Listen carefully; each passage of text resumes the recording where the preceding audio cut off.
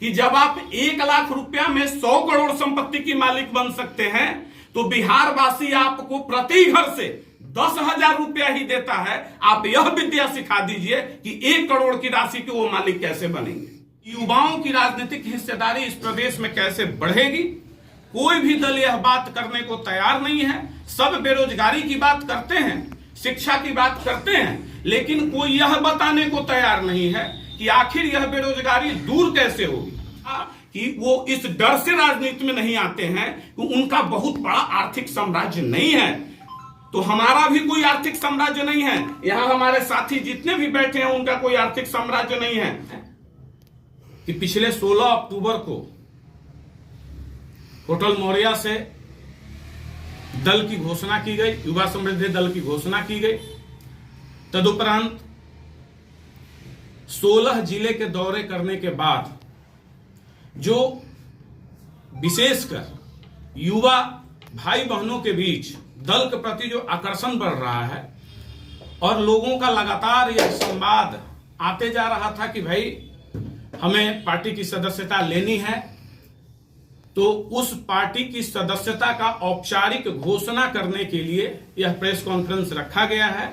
और आज मैं आपके माध्यम से समस्त देशवासियों सहित प्रदेशवासियों को, विशेषकर युवा भाई बहनों को यह बताना चाहता हूं कि युवा समृद्धि दल की सदस्यता प्रारंभ हो चुकी है और हम लोगों ने जो लक्ष्य रखा है,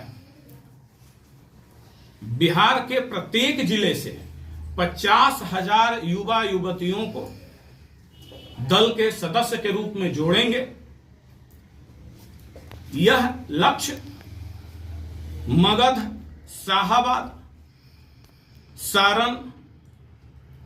सारण के बाद चंपारण और मुजफ्फरपुर मध्य बिहार में 1 लाख प्रति सदस्य को, चूंकि इन जिलों में बहुत अत्यधिक मात्रा में अभी तक जो पार्टी को डेटा प्राप्त हो चुकी है फोन कॉल के माध्यम से, वह लगभग 4.5 लाख का डेटा प्राप्त हो चुका है।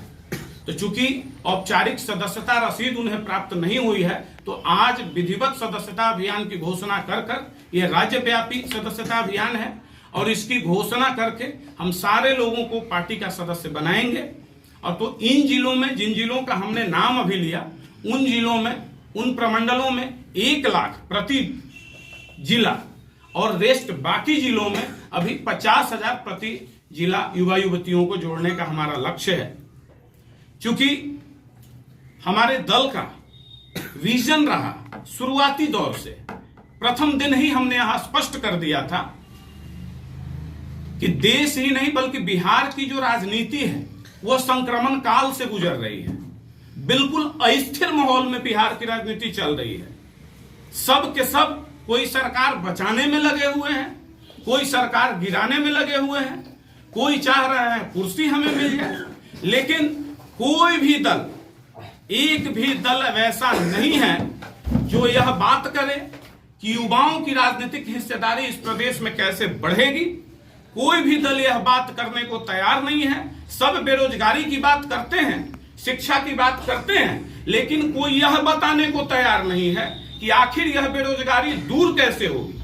अभी आपने देखा होगा, चंद दिनों पहले बहुत ढोल बाजे के साथ आर्थिक सर्वे लाया गया, जातीय गणना लाया गया और यह कहा गया कि यह तुरुप का पत्ता साबित होगा। ऐसा लग रहा था जैसे बस चुटकी बजाते एक दिन में बिहार से बेरोजगारी और पलायन दूर हो जाएगी। मैं पूछना चाहता हूं, राज्य के मुखिया से पूछना चाहता हूं और उन तमाम राजनीतिक दलों के मुखिया से पूछना चाहता हूं कि 1950 में हमारा संविधान लागू हुआ, उस वक्त इस देश की आबादी 86-87 करोड़ थी और आज इस देश की आबादी 140 करोड़ है। उस वक्त भी अनुसूचित जाति, अनुसूचित जनजाति को यह आरक्षण, दलित समुदाय को आरक्षण दिया गया। फिर मंडल कमीशन का रिपोर्ट जो बीपी सिंह जी के द्वारा 1990 में लागू किया गया, पिछड़ा अति पिछड़ा समाज को भी आरक्षण दिया गया। तो अगर हमारा प्रश्न है कि अगर यह सरकारें आजादी से लेकर आज तक में इन 75 वर्षों में यह सिर्फ तय कर लेती कि 2% प्रति वर्ष हम गरीबी रेखा से लोगों को बाहर निकाल देंगे तो शायद आज हिंदुस्तान के कोने कोने से गरीबी मिट जाती। क्या ऐसा हुआ? मैं आप सबों से गुजारिश करना चाहूंगा कि इन बिंदुओं पर आप प्रकाश डालें। तो क्या आज जो 75% आरक्षण बिहार में दिया गया है, 65% उसको कहा गया कि दिया गया है, क्या इससे कब तक गरीबी दूर हो जाएगी बिहार की? 2-2 लाख रुपया दे देने मात्र से आप कर क्या रहे हैं? आप भिखमंगा बनाने को प्रदेश के लोगों को तैयार हैं। कोई टीवी बांटता है, कोई फ्रिज बांटता है, कोई फ्री का रेवड़ी बांटता है। अरे काम क्यों नहीं देते हैं? परमानेंट जीवन यापन की विधि क्यों नहीं सिखाते हैं? तो लेकिन इस राज्य में ऐसी ऐसी विधा प्राप्त हमारे राजनेता हैं, जो दुर्भाग्य की बात है, जिनके पास इतना महत्वपूर्ण विद्या है, वो ऐसा गुण जानते हैं कि 1 लाख रुपया किसी को देकर और 1 करोड़ संपत्ति, 100 करोड़ संपत्ति के मालिक बन जाते हैं। तो यही प्रदेश है, इसी प्रदेश में है। तो हम यह गुजारिश करना चाहेंगे कि जब आप 1 लाख रुपया में 100 करोड़ संपत्ति की मालिक बन सकते हैं, तो बिहार वासी आपको प्रति घर से 10,000 रुपया ही देता है। आप यह विद्या सिखा दीजिए कि 1 करोड़ की राशि के वो मालिक कैसे बनेंगे।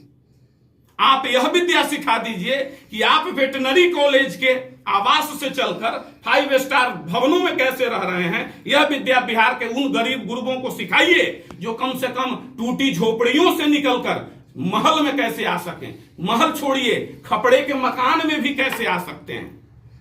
तो हमारा दल का लक्ष्य बिल्कुल स्पष्ट है और मैं बिल्कुल चुनौती देता हूं कि 2025 में जो भी अपने आप को मठाधीश समझते हैं, उनको 243 सीट पर हमारी दल चुनाव लड़ेगी। और हम वैसे साथियों को लाएंगे जो बिल्कुल सामान्य साधारण परिवार के लड़के होंगे। हम वैसे भाई बहनों को जोड़ेंगे जिन्हें यह नहीं पता कि वो इस डर से राजनीति में नहीं आते हैं कि उनका बहुत बड़ा आर्थिक साम्राज्य नहीं है। तो हमारा भी कोई आर्थिक साम्राज्य नहीं है। यहां हमारे साथी जितने भी बैठे हैं, उनका कोई आर्थिक साम्राज्य नहीं है। आज सैकड़ों सदस्यों को सदस्यता ही नहीं बल्कि यह संकल्प भी दिलवाएंगे कि बिहार के गांव गांव तक जाइए, घर घर तक जाइए और हम खुद इस सदस्यता अभियान के दरमियान, ये लगभग 3 महीने तक चलेगा, और उस सदस्यता अभियान के दरमियान बिहार के गांव गांव घर घर तक जाएंगे और उन घरों में दीपक जलाने का प्रयास करेंगे। वहां के बेटे बेटियों को निकाल के और इनके सामने खड़े करने का मजबूत स्तंभ के जैसा प्रयास करेंगे, जो कल 25 में इन्हें सत्ता से बेदखल कर देगी। बहुत